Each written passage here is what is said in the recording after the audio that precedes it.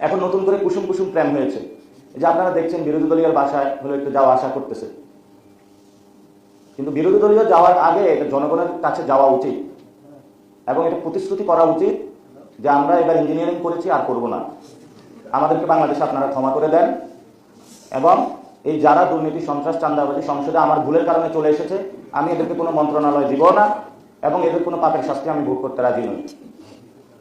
বাংলাদেশে কয়েকটি গুরুত্বপূর্ণ বিষয় রয়ে গিয়েছে, যেমন সংস্কার।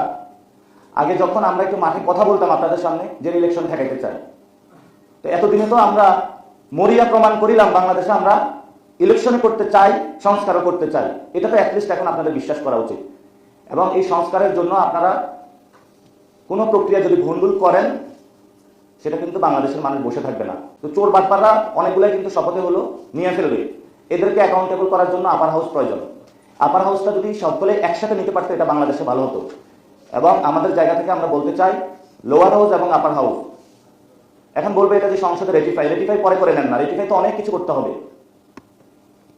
তো সেই জায়গা থেকে আমরা বলবো যে সংসদে আপার হাউস এবং লোয়ার হাউস একসাথে করা যায় কিনা এবং দয়া করি আপনারা উচ্চকক্ষে বিএনপি এবং জামায়াত এনসিপি আমরা সবাই এই প্রতিজ্ঞায় আসি, যারা সংস্কার বুঝে না, যারা সংস্কার ভণ্ডুল করতে চায় তাদেরকে ওইখানে জনগণের ট্যাক্সের টাকা দিয়ে পাঠানোর দরকার নাই।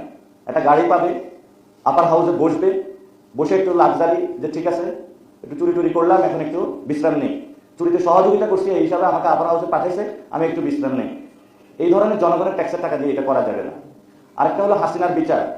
আমরা শুনতে পাচ্ছি শপথ অনুষ্ঠানে অনেকে আসছেন, ভালো কথা আসছেন, ডিপ্লোম্যাটিক রিলেশন থাকবে, কিন্তু হাসিনার বিচারের কি খবর এই বিষয়ে আমরা পর্যন্ত কোনো বক্তব্য দেখলাম না।